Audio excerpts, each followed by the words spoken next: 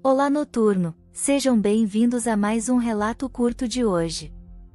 Esse relato foi enviado pela Marla. Ela disse que os nomes do relato foram substituídos, e ela não falou onde mora.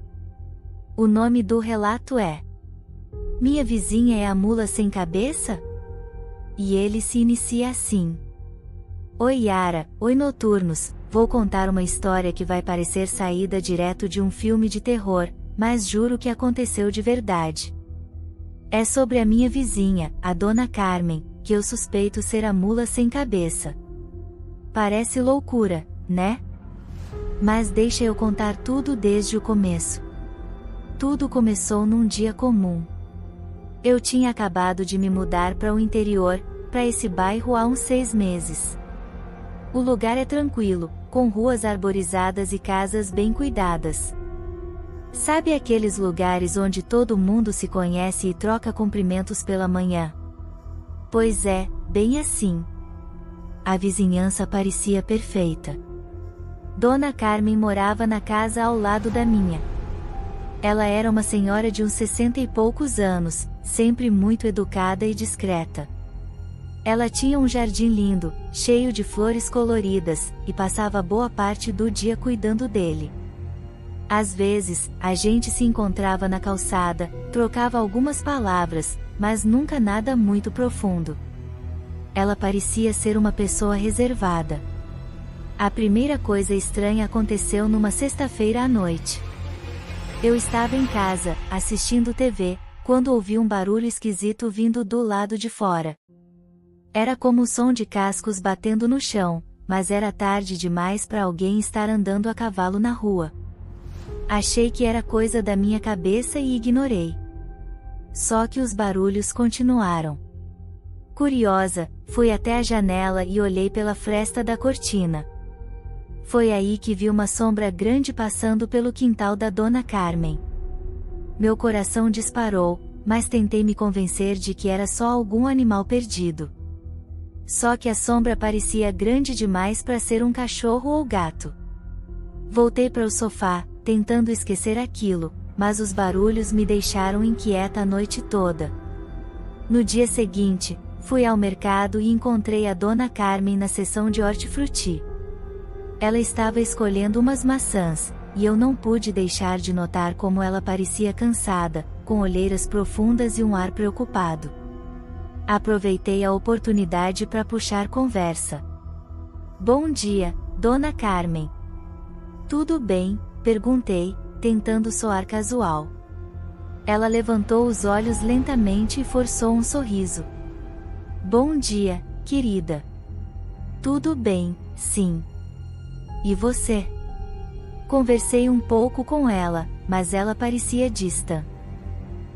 Como se estivesse com a cabeça em outro lugar. Quando perguntei sobre o barulho que ouvi na noite anterior, ela ficou visivelmente desconfortável. Ah, deve ter sido algum animal perdido. Esses campos ao redor são cheios de bichos, disse ela, mudando de assunto rapidamente. Aquilo me deixou ainda mais intrigada. Passei o resto do dia tentando esquecer, mas a sensação de que algo estava errado não me deixava em paz. As semanas passaram, e as noites de sexta-feira sempre traziam aqueles barulhos estranhos. Eu já não conseguia dormir direito e comecei a prestar mais atenção na rotina da Dona Carmen.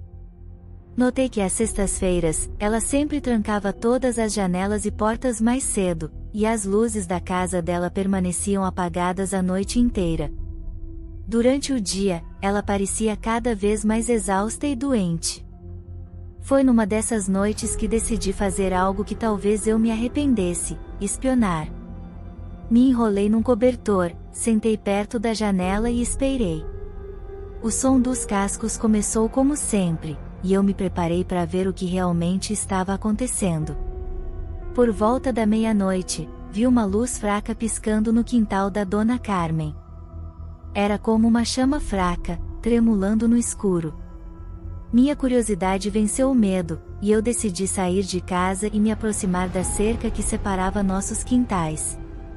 Quando me aproximei, fiquei escondida atrás de um arbusto, tentando ver melhor. e foi aí que vi algo que nunca vou esquecer. Lá, no meio do quintal, estava uma figura com corpo de mula, mas sem cabeça. Do pescoço, saía uma chama intensa e brilhante. A figura estava parada, como se estivesse sentindo o ambiente ao redor. Eu estava paralisada de medo. Aquilo não podia ser real. Tentei me convencer de que era um sonho, mas tudo parecia tão vívido. O som dos cascos, o cheiro de queimado no ar, a visão da chama brilhante. Era real demais. A mula sem cabeça começou a se mover, trotando lentamente pelo quintal da Dona Carmen. O medo me fez perder o equilíbrio e eu acabei fazendo barulho. A criatura parou e, por um momento, pareceu olhar diretamente para onde eu estava, apesar de não ter olhos. Meu coração quase parou, e eu mal conseguia respirar. De repente, a mula se virou e trotou para longe, desaparecendo na escuridão. Fiquei ali, imóvel, por vários minutos, tentando processar o que tinha acabado de ver. Quando finalmente recuperei o controle sobre meu corpo, corri de volta para casa e me tranquei no quarto, tremendo de medo. Na manhã seguinte, encontrei a Dona Carmen no jardim, como de costume. Ela parecia mais pálida do que nunca, com um ar de tristeza profunda. Tentei fingir que nada tinha acontecido, mas estava claro que algo estava errado. Decidi confrontá-la. Dona Carmen, ontem à noite, eu vi algo no seu quintal. Algo assustador, disse, tentando manter a voz firme. Ela parou de cuidar das flores e me olhou com olhos cansados. O que você viu? Perguntou, com a voz baixa e trêmula. Eu vi uma mula sem cabeça. Era real? O que está acontecendo aqui? Perguntei, quase desesperada. Ela suspirou profundamente e, pela primeira vez, pareceu à beira das lágrimas. Venha, querida. Vamos sentar e conversar. Fomos para a varanda, e ela começou a me contar uma história que parecia saída de um conto de fadas macabro. Ela explicou que, muitos anos atrás, tinha se apaixonado por um homem, um padre. O amor deles era proibido, e quando foi descoberto, ele foi excomungado e ela foi amaldiçoada. A maldição a transformava na mula sem cabeça todas as noites de sexta-feira. Eu fiquei chocada. Nunca imaginei que essas lendas pudessem ser reais, muito menos que minha vizinha pudesse ser uma delas. Não há nada que possa ser feito? Perguntei, ainda incrédula. Já tentei de tudo, disse ela, com tristeza. Mas a maldição é forte. Só resta esperar que um dia, talvez, ela se quebre.